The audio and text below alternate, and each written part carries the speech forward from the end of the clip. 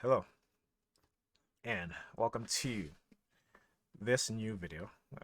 You guys may see me looking up. It's because I'm checking my screen. It is pretty big, so um, just bear with me.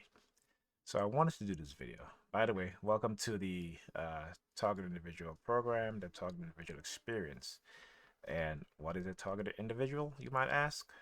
Targeted individual is someone who has been targeted by, whether it be law enforcement, the FBI, the CIA, whichever government agency, whether the law enforcement or the security agencies. Also, uh, those who have been subjected to persecution by the church, the religious institutions, as well as its members. Okay, those of us who are speaking the truth about what is happening, particularly to us as black people, that we must understand that we are at war in this country. We have always been at war in this country. And a lot of us, too many, I should say, the vast majority, okay, don't think that there's a war going on. We are so busy trying to be happy and be content, right? Because of our own selfish game that we don't think about the future generations, right? The future us, what will happen to them, what will come about when they get to the adult stage, okay? When they get to the middle age stage, when we are dead and gone. And so I decided to make this video because, again, this is a new channel that I'm opening up. I have another channel that deals with the target individual issue, but I am going to put this on this channel so that people will understand and know that we are all targeted individuals, whether you want, particularly black people, whether you want to believe it or not, whether you think because you have a nice house, you got a good job, right, that you're not targeted in some way, that your children aren't targeted. Okay, and it is about time that we start living in the reality of this war. It's about time we stop our delusional mindset and mentality, which is by no fault of our own. We have been conditioned that way. Okay? We have been conditioned into self deception, self negativity, self hatred by psychological means and processes, seen and unseen. And so I'm going to do this video just to give a quick introduction, and also to for my haters out there who want to call me ghetto or excuse me, or uneducated. Well, I'll tell you this: I went to college, okay, for graphic arts. Never graduated. Went to work during my, I would say, my sophomore college years, and I dropped out and went back, but didn't get to finish again because of work. And you got to work. This was in my 20s. All right, so I was working, going to school. So I worked two jobs at one time. Okay, and and I worked all the way up until 2012. About that, when after Hurricane Sandy hit, and then I got laid off my job.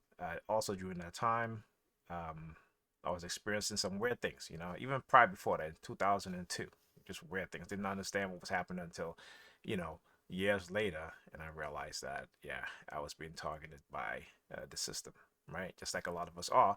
But as targeted individuals, we are very special in the way that we are the victims of non-consensual experimentation.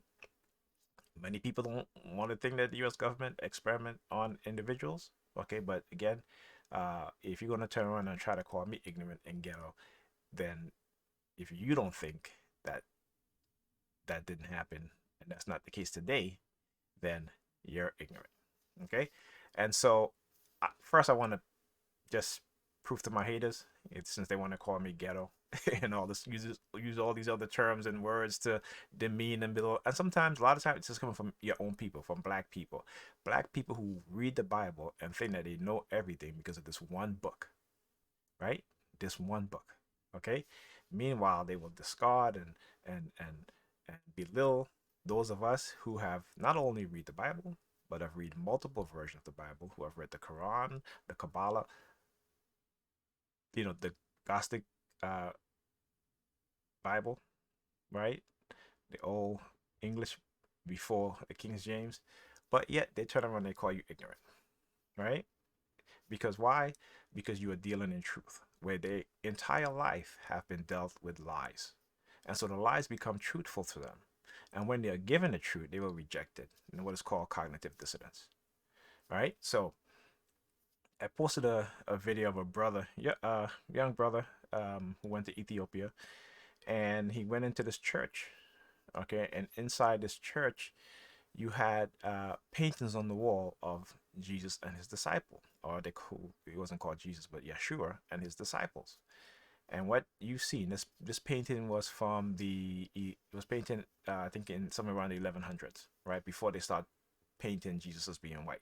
Okay, and you clearly see a black man. His disciples are black, with an afro. All his disciples had afros, right? But yet today you have black people, including my own family members, who will tell you that it doesn't matter what color Jesus' skin was. So then if it didn't matter, right, why did they start painting Jesus white? Why did they start taking the paintings of black Jesus and putting it in the basement so no one else can see? Right? So yet I'm the ignorant one. So I'm going to dispel that myth, and I am going to prove who is ignorant and who is not.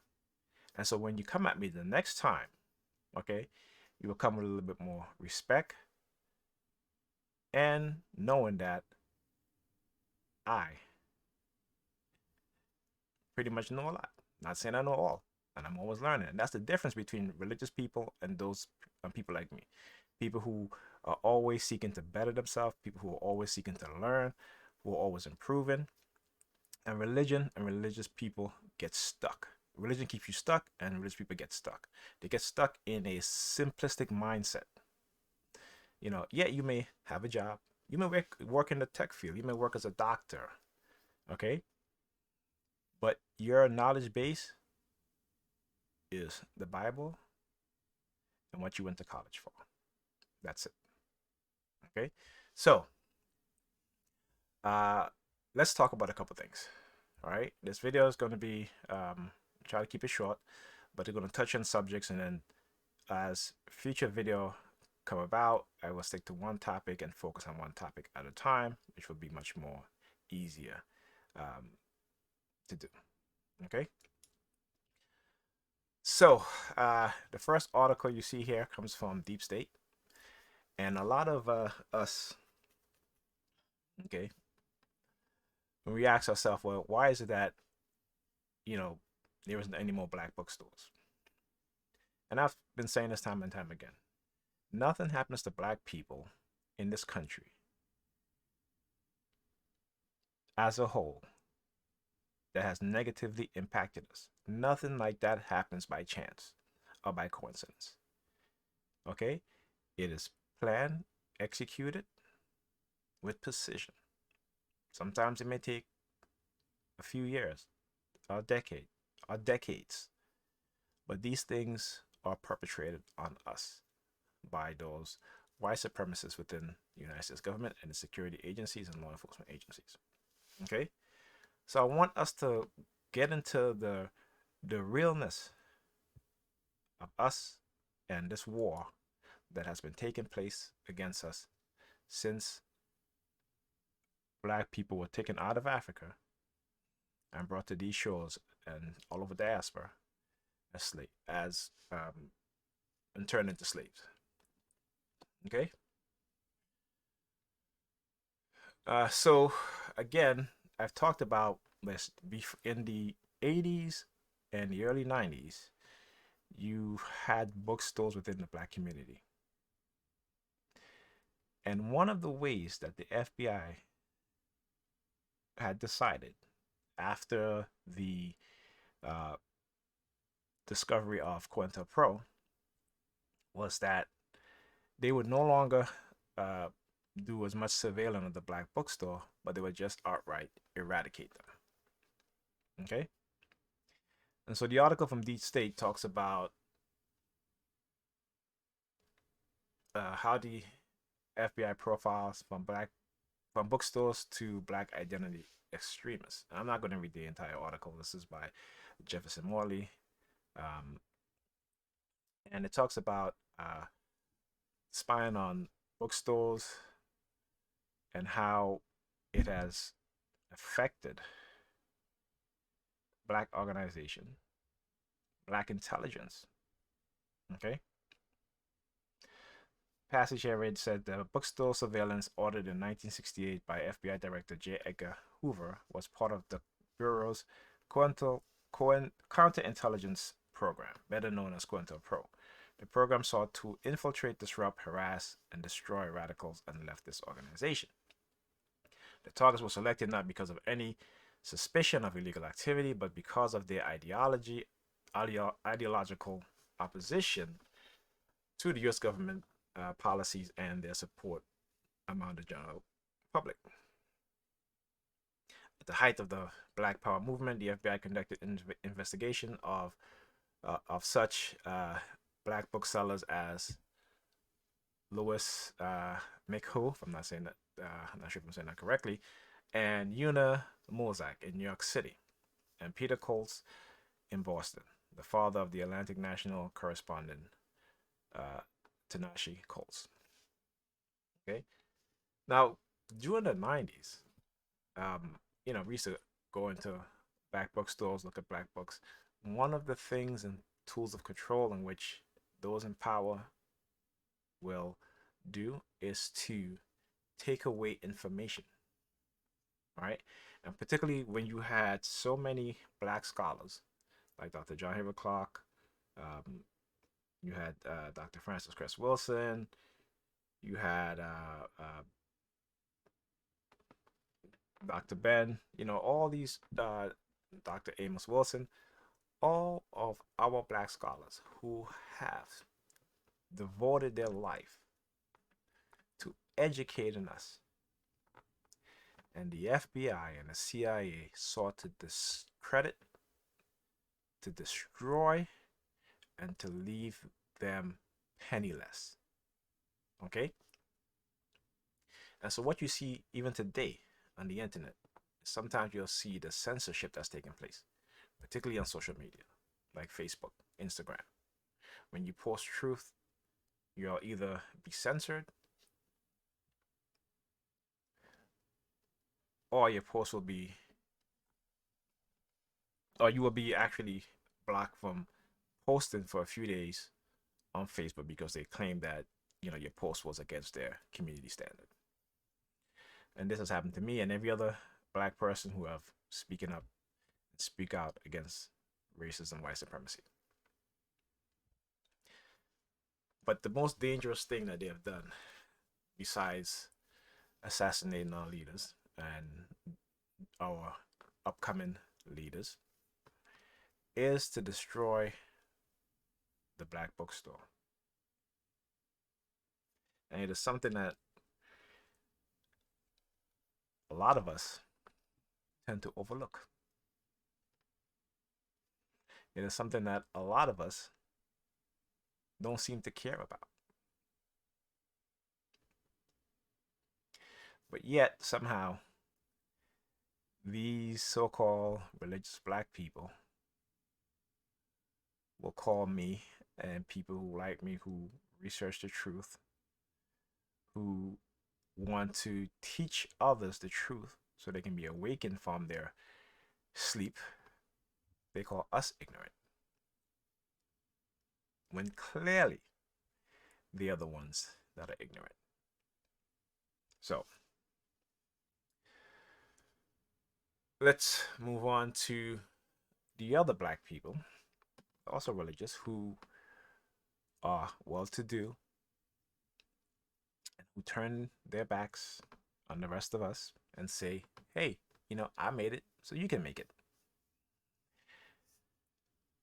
But the thing is, that's not true. You ever thought and think about how you made it. Yes, you work hard, but there are many other black people that work hard, are even harder than you have. But yet somehow you've made it, right? And now that you've made it, what are you doing? Are you giving back to the black community? Are you buying up real estate to build housing so that your people can live in, just as any other group do? The Jewish community, they do it. The Chinese community, they do it. The Italian community, they do it. The Arab community, they do it. The Hispanic community, they do it. The Asian community as a whole, they do it. But somehow, those black people, instead of taking on a moral and social responsibility, what do? They flaunt it in the face of the majority of black people who haven't made it, not because they didn't try, not because they didn't work hard, but because of systematic white supremacist oppression, discrimination, whether it be housing discrimination, financial, psychological, educational, biological, chemical, technical discrimination. Our mindset is so corrupt. It is sad. It really is. And so while we're asking, well, not me particularly, I'm from the Caribbean, but I do believe that black Americans who are the descendants of slavery in America deserve reparation. And not just through educational programs, but the United States government needs to cut them a check to where they can buy homes, to where they can start businesses, to where they can build schools, build hospitals, the things that a community need in order to thrive and survive, and the people within those community to have jobs, to support themselves, and to strengthen the community. That community will grow as time goes on. But as we know, the history of this country, that every time black people come together to create, build those things I just listed, white people have sought to destroy them. Okay? The wealth equality, as per the Fast Company, as it tells you, this is why the wealth gap between black and white Americans persists and will continue to persist. See, the one thing I do is that I research. I read, I research. Okay? And I'm going to prove that to you. For those who want to call me ghetto, ignorant, or what have you, because they want to project themselves onto me, like I always say, I am rubber, you are glue. Whatever you say about me will bounce off of me and stick to you. Yes, I do say that because it's the truth, right? And the people who fear you will always seek to destroy you. Okay? So, based on data, because again, I deal with facts, not hearsay, not my anecdotal experience, not your anecdotal experience. You know, I may use my anecdotal experience as an example, but it will never be the totality of 100%, and it wouldn't be 100% facts in terms of, you know, overall evidence-based situations, right? So here's the truth, in which black people again don't want to accept, acknowledge, realize. Based on the data from the Federal Reserve Survey of Consumer Finance, the typical black family has only 10 cents for every dollar held by the typical white family. Goes on to say, while there is no magic bullet for racism, access to wealth and the security to pass it down from one generation to the next would go a long way towards changing the economic trajectory for blacks. As researchers who study historical and contemporary racial inequality, we mostly conceive wealth as the marker of success, but its true value is functional, the independence and economic security that it provides. So let's look at the average household wealth. White household wealth has consistently exceeded black household wealth in the United States, and that is not by chance. Okay? So, as you can see, white wealth has continued to rise. And if you look at black wealth, you had a period of growth, a peak from 2000 to 2007, and then we hit a downward trend. That is because of the economic collapse that happened in 2007, 2007. All right. So let's continue. Until the end of legal slavery in the United States, enslaved people were considered valuable assets and a form of wealth, right? So, and again, who owned these enslaved people? Right? White people, right? In the South, entrepreneurs and slave owners took loan out against the collateral value of their property. Right? So we as black people were property. They could take loans out. It's kind of like having a house, right? You have a house, you can use it as collateral, right? So when you hear people say, well, you know, I pull especially white people, I pull myself up by the bootstrap, and my grandfather did the same, and his grandfather did the same, and blah blah blah and blah blah blah. It's all, yeah, it's true you worked, but you got help. See, this is the part that they love to leave out. The fact that the United States government gave them the help that they need while ignoring the black citizens of this country. Okay? So, it says slave owners took loans out against the collateral value of their property in the form of people to fund new businesses. The US government has had a long history of facilitating wealth for white Americans.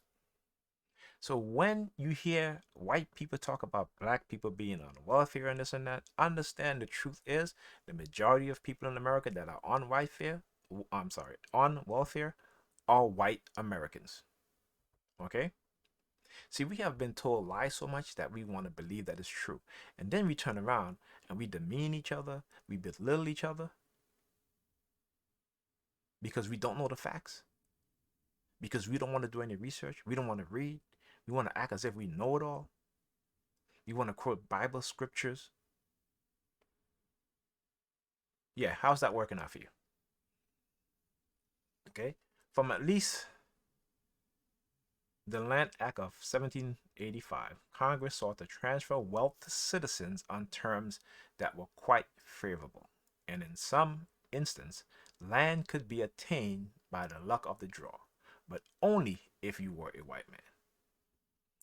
While the 1866 Homestead Act sought to include blacks specifically in the transfer of public land to private farmers, discrimination and poor implementation doomed the policy. So even when policy was created to help blacks, the implementation of those policy goes against the black people. Black politicians during the Reconstruction attempt to use tax policy to force land on the market, but this was met with violent resistance. So we have to understand, as black people, right, the lies, the to make it conditioning us to blame ourselves for our current situation without knowing the history, because they don't teach you history in school. Okay? They teach you selective history because when they teach you that, they already understand by the time you get out of school, whether it be high school or college, they have already conditioned you how to think and what to think. Okay? So, while blacks did make gains in wealth acquisition after child slavery ended, the pace was slow and started from a base of essentially nothing. You had your clothes. Sometimes you didn't have any clothes, no shoes, right? White could use violence to force blacks from their property via the terrorism of white captain, where blacks were literally run out of town and their possessions stolen.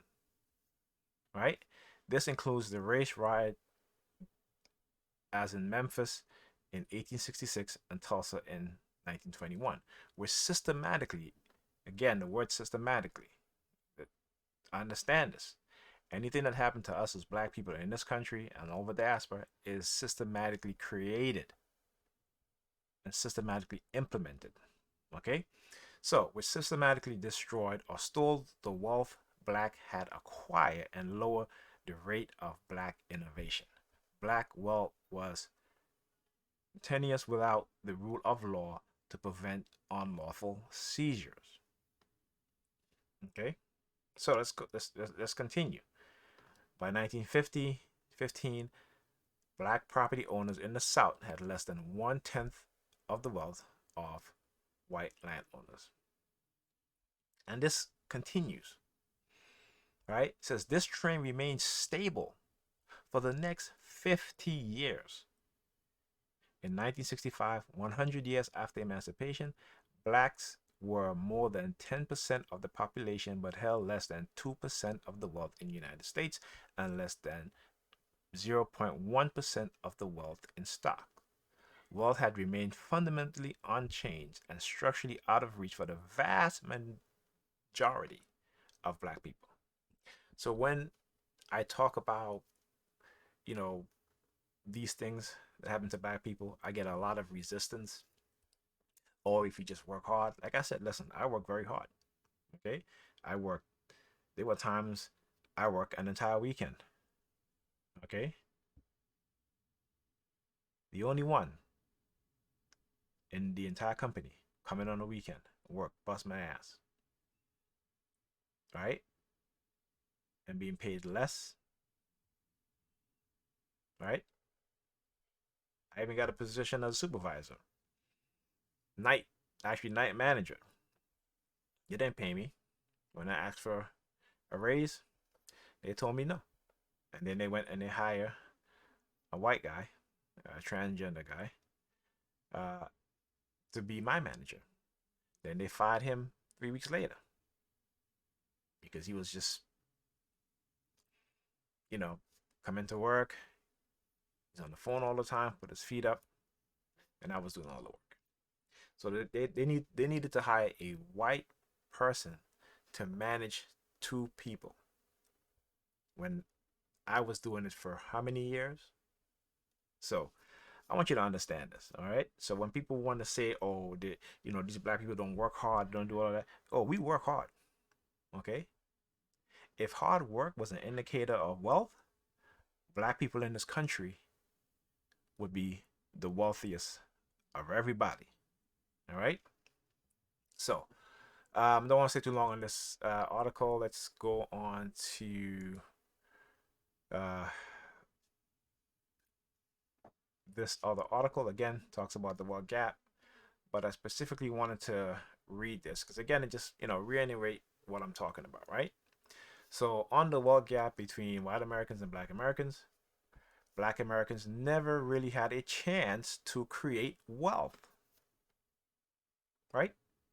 Of course, 250 years of slavery where they are unable to accumulate any capital, and then coming out of slavery, black Americans face the dragnet of discrimination and segregation that further prevent them from building any type of wealth.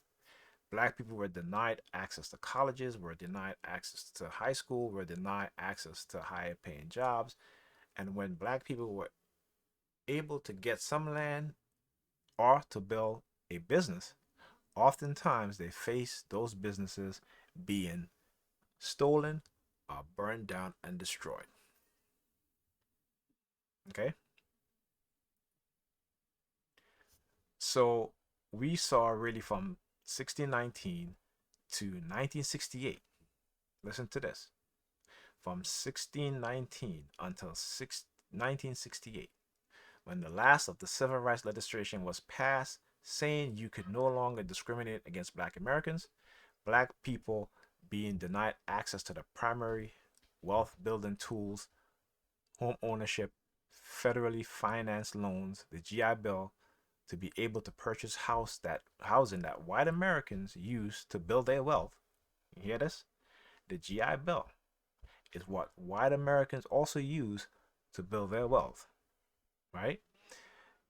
And so what we see today is the stark chasms that were built up over generations and then only made worse by the fact that today black Americans still face discrimination across the spectrum of American life. Okay? Yeah. So again, it's black people's fault we're in the condition that we're in, right? At least that's what we tell each other, right? Work hard, get on your knees and pray.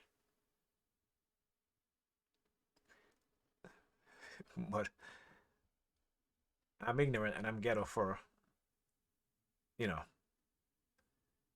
speaking up against these types of things.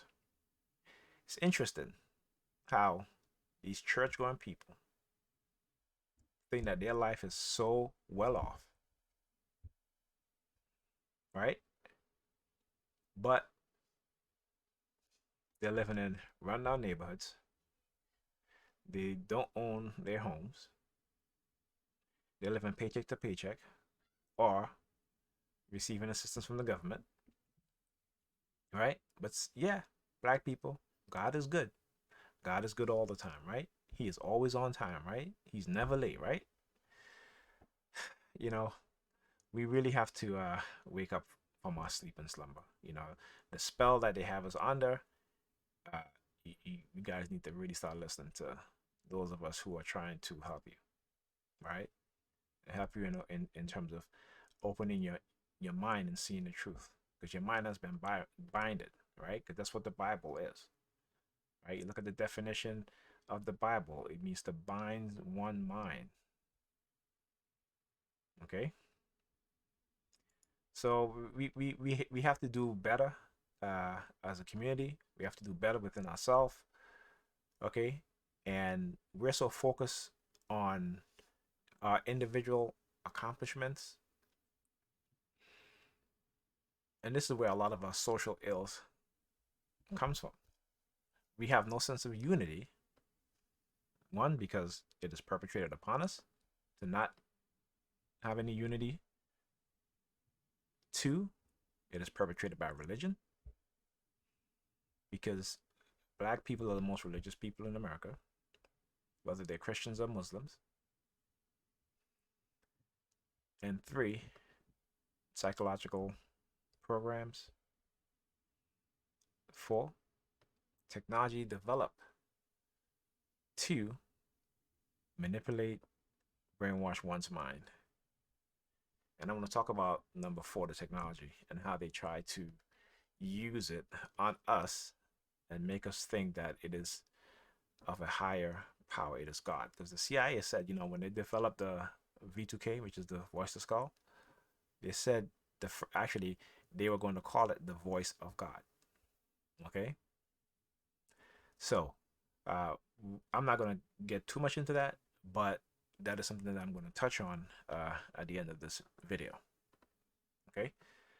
Let's talk about since I'm ignorant and since I'm ghetto, let me show you guys a couple of books that I've read, am reading, haven't read yet, but will read. Okay.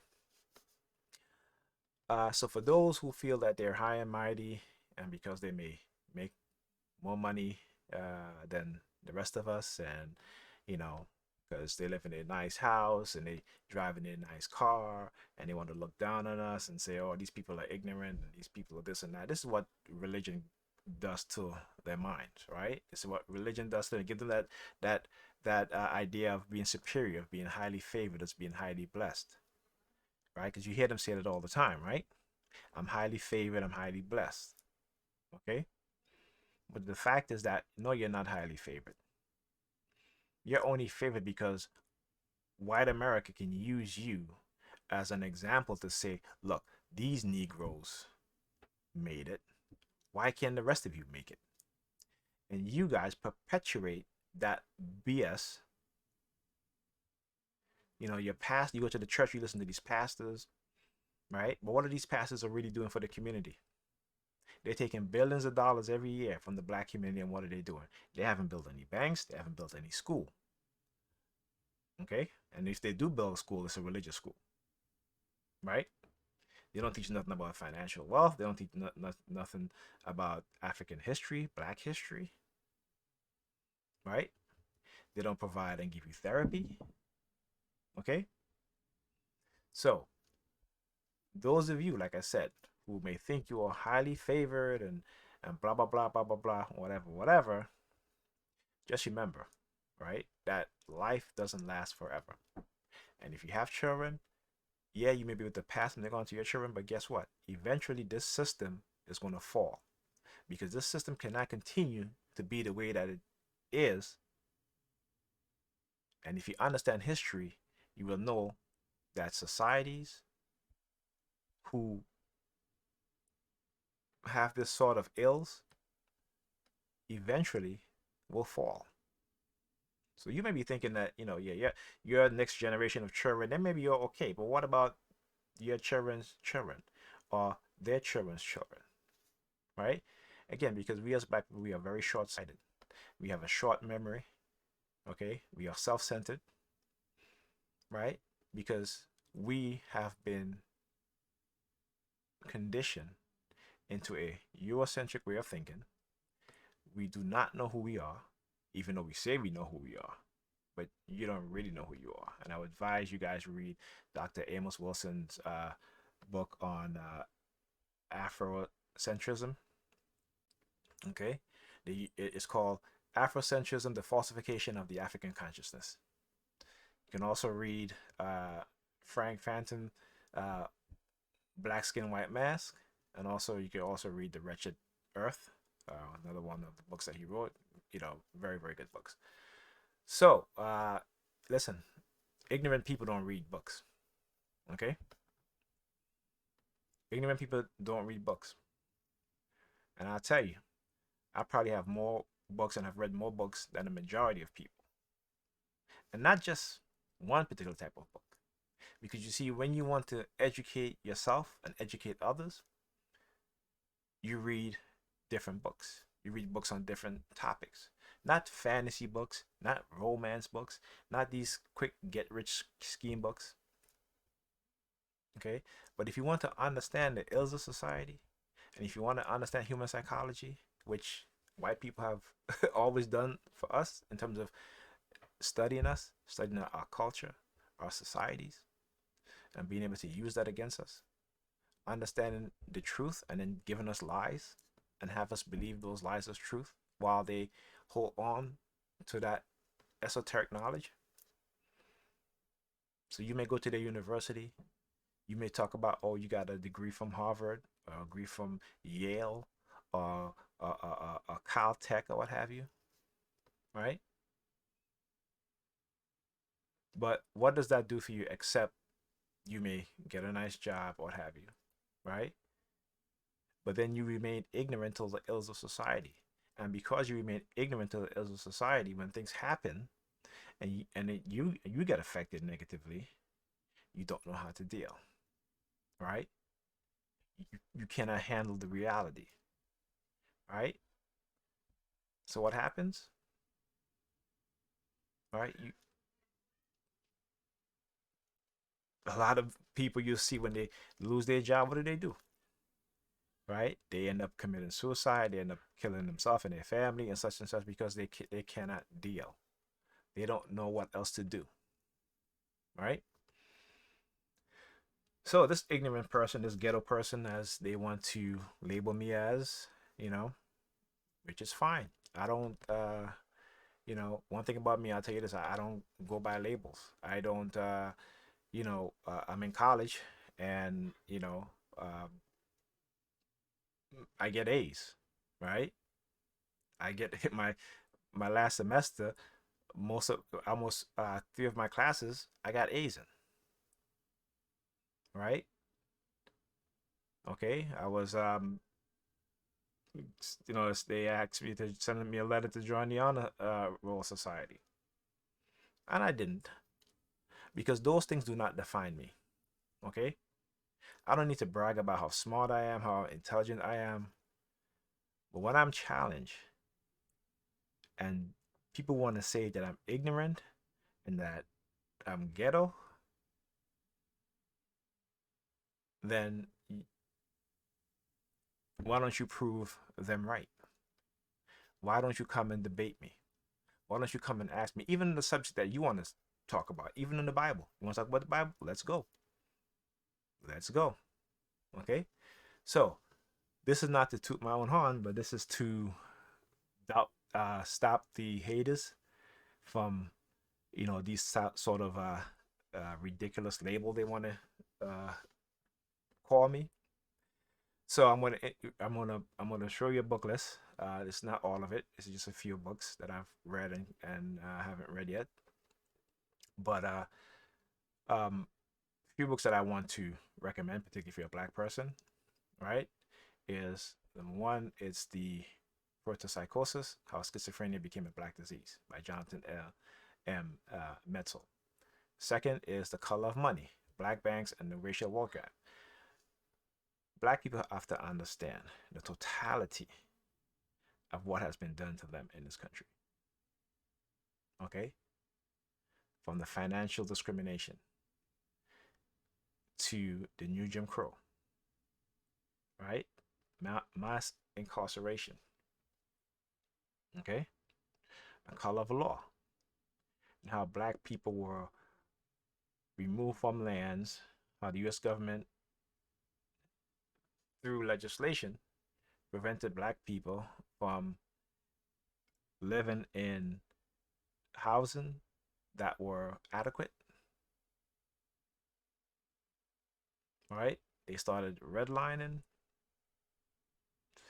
separating blacks from whites through redlining and all these other things.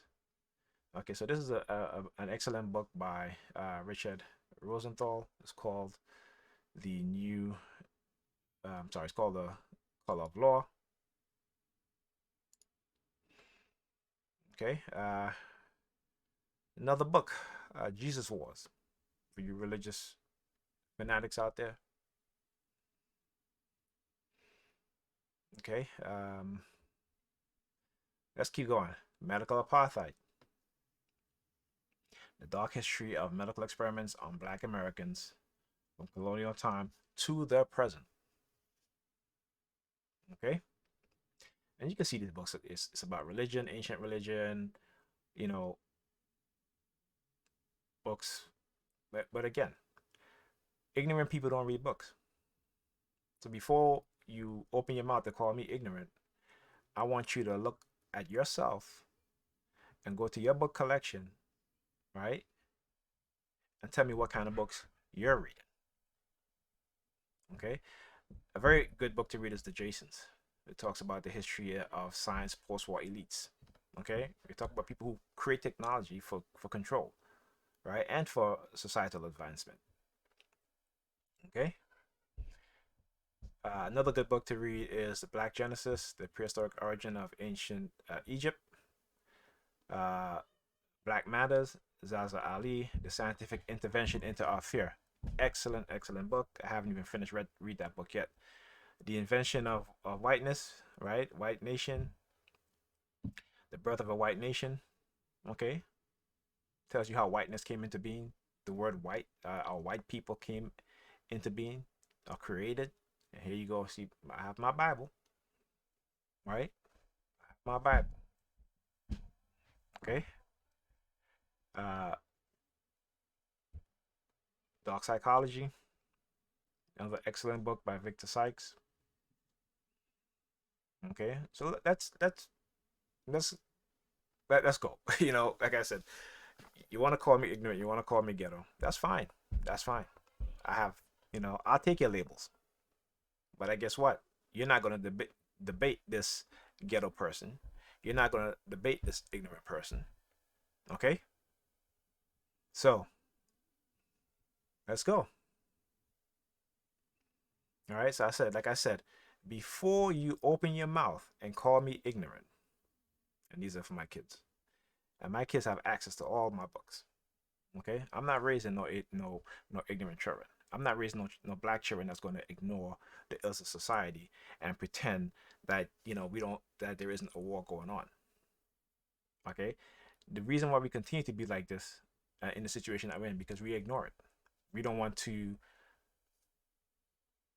recognize, right? Because of our religious belief system, and it got you thinking that in this kumbaya, love everybody nonsense and bullshit. Okay, and again, this is just a few. Okay, so like I said, before you open your mouth and call me ignorant, know who you're talking about, who you're talking to. All right.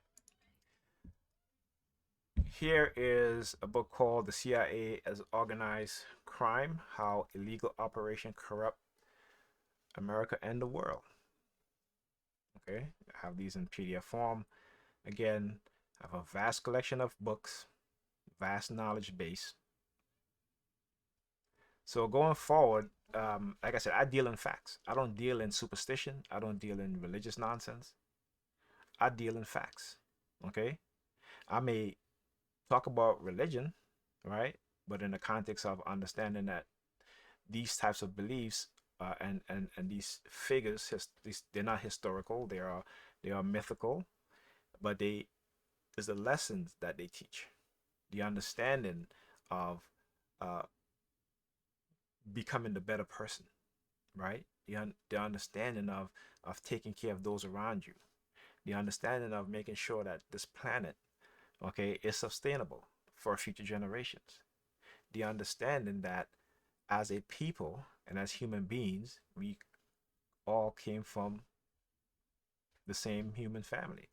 Now you may have, some intermix with Neanderthals or have you, but we're still human families, right?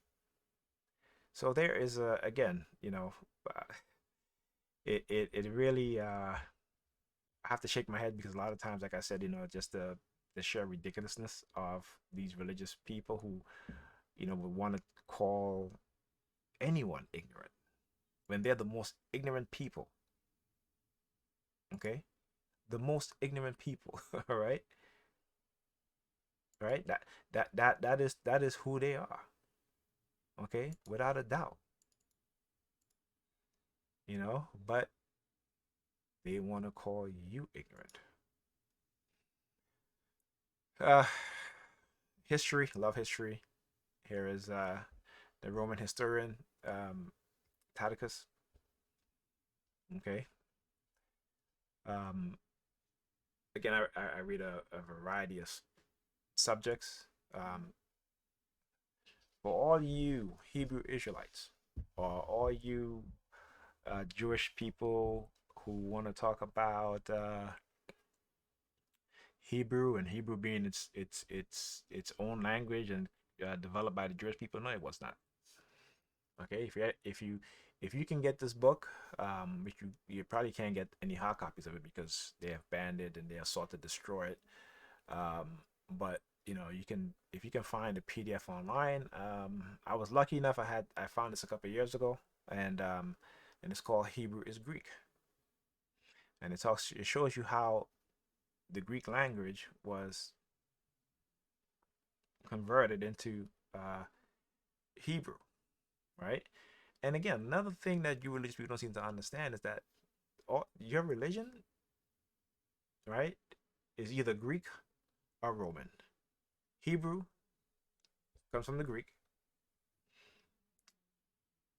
The New Testament comes from the Greek and the Romans. But the parent religion or the parent belief is what is called Egyptian spirituality. Okay, came straight out of the Medu Neter, right, and the Egyptian Coptic scrolls. Okay, so I'm gonna end this video at this point because again, the one thing, like I said, you guys may know me as being a targeted individual, but you really have no clue. I'm not talking about my TI friends and those TIs that watches my video. I'm talking about the perps that are harassing, targeting us on a daily basis. Understand that again, you use labels and words to call someone who you don't know. Okay, and Malcolm X said it best. He said that they will have you hating the people trying to wake you up while loving the people who have been destroying you. Right? So, this is nothing new. And again, I do these videos, it's particularly about my targeting. But, you know, sometimes, you gotta let people know who they're dealing with. Because again, ignorant people love to think that they're smart when they haven't read anything, they haven't researched anything, they don't know anything except for that one book. Okay, and you can't tell them anything else because their mind is so closed off. Right? People who are not ignorant, then what we do, we read books. We understand that, you know, we don't know everything and we always have to learn. We understand that when we do something that is wrong, that we can say sorry, we can apologize. We understand that we can look at each other and care about each other. Okay, we understand that we can work together. We understand that if one succeeds, we turn around and we help the other one up. Okay, this is what we understand. We don't need a book to tell us that, and your religious book don't even tell you that. Okay, because you do the exact opposite, right? Because what Jesus said, leave all your possessions and follow me, right? But that's not what y'all doing. And I'm not saying to leave all that you've built or you've earned. I'm just saying is that sometimes you got to look at your human family, particularly your brothers and sisters who are in a worse off situation, and help them. And not just by kind words and saying, I'll pray for you, right? But by direct actions. Okay? The selfishness that have been created within us as a people is astounding. Right? Because when you look at other groups, yeah, you may have individuals within those groups who are selfish, but guess what? They create industries for their people to survive. Right? We as black people, we don't do that. Right? So, anyway, I just wanted to give a bit of history and, you know, give some facts and showing, right? So again, stop saying, the reason why you haven't made is because you didn't work hard enough or you didn't try hard enough. Okay, understand that you are fortunate, right? You are fortunate to achieve what you achieve because there are thousands of black people busting their ass, working 2, 3 jobs, who went to college, who couldn't find a job in their field, right? Now understand you are fortunate, but understand that white supremacy has been using you and continue to use you as a tool, right? To say, well, if this person made it, then you can make it. And we sell each other out, right? We become Sambos, not Uncle Toms. Remember, anybody tell you you're Uncle Tom, be proud of the fact that they call you an Uncle Tom. This is how they twist the history, right? So we call these people, these so-called black elites, these so-called black wealthy individuals who is not giving back, who don't understand the process of of you know, looking back in your going back in your community, right, and helping those, building things within the community so that community can thrive. When it's the same community that you came from, and you understand how hard it is, how hard it was for you and your family, right? That you would just leave and then turn your back and not even look back, right? And then you wonder why things don't change. Things hasn't changed because we can't depend on white people, right? They're fighting against giving Black Americans of descendants of slavery reparations. Okay, so don't be a Sambo. I know you like to go to your your business parties and mix up with all these white people, and that's fine, and that is fine. But don't lose yourself. Do not lose yourself, because when shit hits the fan, these same white people will turn their back on you. I guarantee you. All right. I'm not saying every white person in America is racist. Okay. Uh, but they are bigoted. We all have our preferences. We all have our bigotry. You know.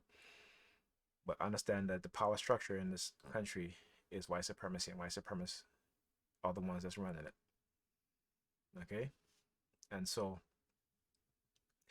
uh, that's it for this video. And again, I'll post this video on Facebook. I'll post it on my new channel on YouTube, which is about educating Black people on the things that is happening to us in this country, providing facts, okay, and research proof, right? Also talk about the Black family and how we have been destroyed, how we have been reimagined, you know. And when I say reimagined, meaning that when you see the absence of the male, uh, particularly nowadays, because a lot of Black women have chosen to become single, right? Because they said, well, I'm happier when I'm single. I don't have to deal with no man. I don't got to deal with this, and I got to deal with that. I don't got to, I hate people telling me what to do. A man can't tell me what to do and such, right? And so where have we become? What have we become? Because no other group of women say that to their men, except for Black women. So I'll touch on these things going forward. And I'll see you guys in the next video.